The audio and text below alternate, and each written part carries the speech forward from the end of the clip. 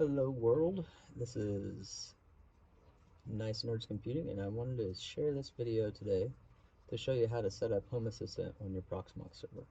So you can buy the Home Assistant as a device, you can install it on a Raspberry Pi, you can install it on just about anything. There's so many options to do these days. My favorite and most reliable is on a Raspberry Pi 4 or on Proxmox. I find the Raspberry Pi is a little more reliable because I don't play with it as much. When it's in my Proxmox, I'll play with it. But you just have to keep it updated and keep it running. It's really easy to build, and especially now with this new way I want to show you. So I found this guide on wondertech.net. Kudos to them for making it. It does need a little bit of an update, but I'll show you what that little trick is there to make it work.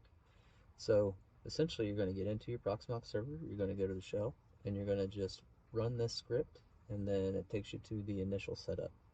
What this does is takes out a lot of the pain of going to get the version from Home Assistant, get the KVM, you got to change it to an image, upload it as an ISO, and deploy it on a server. So this takes out a ton of that, and it's a one-step line code, and here we go.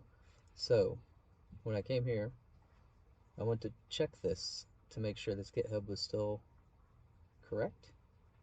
So I wanted to go to the first part of this link because this last part is the actual image and I don't want to download it. So I copied that, put it in my browser, and we'll see what this guy's latest release is. You can see there hash HAOS, Home Assistant OS VM v5.sh, and in this script it is v4. So all we need to do is you log into your Proxmox server, you come to the server here, and click shell. Once you have a shell to your server, you can copy this one-liner, paste it in there. You're going to remember to change this 4 to a 5. Just to show you where I got that again, right here. So this is the full path to the GitHub page, and this is the image, and there's a newer image than when he created the guide. It's not too far out of date. I'm sure I'll get it soon. Still not criticizing WonderTech because they've got a lot of great guides on here. So pop that in, hit enter to run it. You can see it already reached out to GitHub, and it's pulling down the script that's going to run us through the setup steps and then deploy that image. So yes, I want to create a new Home Assistant VM. I'm going to use the advanced here, but just to show you that default is stable, and you can change it to different versions if you want to. I'm going to go with the stable version. 101 is just fine with me as a virtual machine ID. It's not used.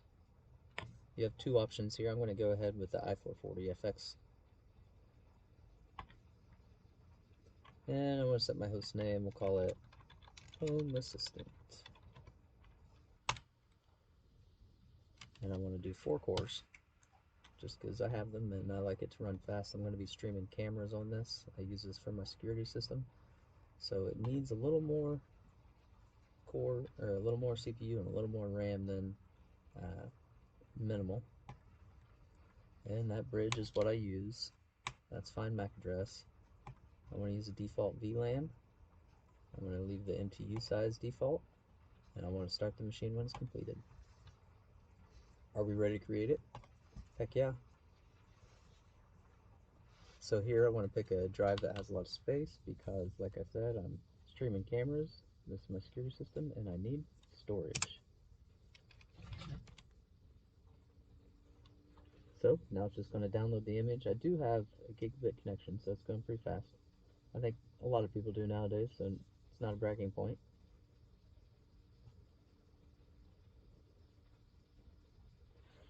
So I just wanted to say there is a manual process for this, and that's what I'm avoiding, but it's not that bad either. So here at the bottom of this page, and I'm going to throw all these links, any links that I reference into the notes on the video. But you would go here and download the KVM, and you're going to change it to an ISO image, or to a .image on your computer. We don't need to get into it, but essentially, same process, just more steps and more manual. But you do have, a little more control. You're not downloading it from the internet script that they have on the GitHub, but it's pulling the image from GitHub, which is a verified source, so I don't mind. So there you can see it has finished, and once it's finished, we're going to find the Home Assistant OS here, and you can see once you get the console up and it's running, it's going to give you the IP address of the server, and you can navigate to it directly to the IP address, or you can, if you're on the same network, homeassistant.local colon 8123.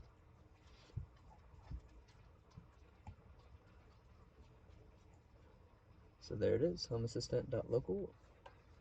I'm going to go ahead and go to it.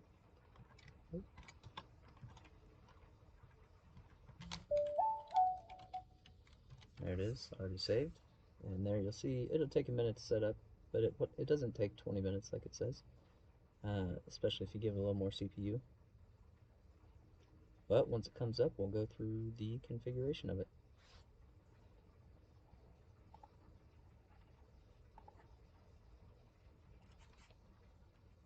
Alright, we got our T, and we got the image to finish building. So here we are on the home dashboard after it's installed, and you're going to just get started by creating an account.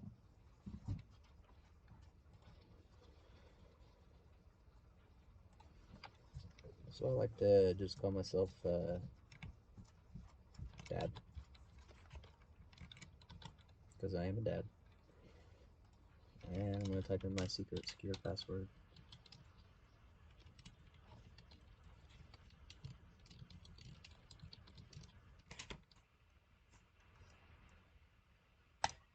Create that account, and that account is being created on the local box. So I don't see a need to put my location in here at this time, so I'm just going to leave it how it is, but I'm going to change it to US. We'll call this home is not a bad one, but I like to call it Super Dad is my instance. That way I keep it separate because I have several that I run.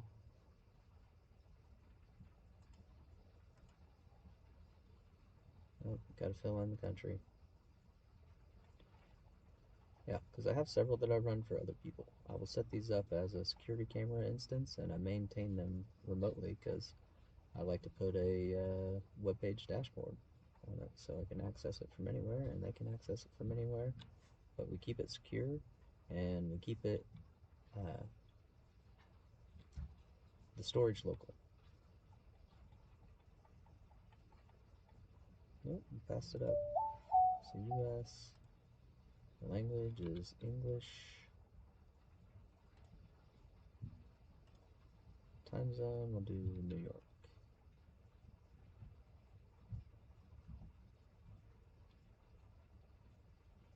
America, Phoenix, there we go.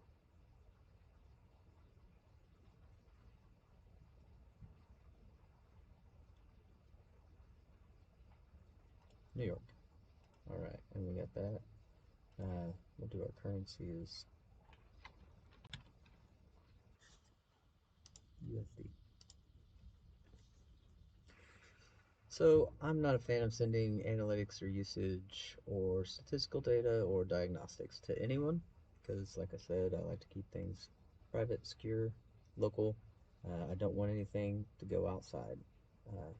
So we'll just leave these, and bam, here we are in the Home Assistant. So you can see it already picked up some of my devices that I have on here. Next we'll get into installing the Frigate.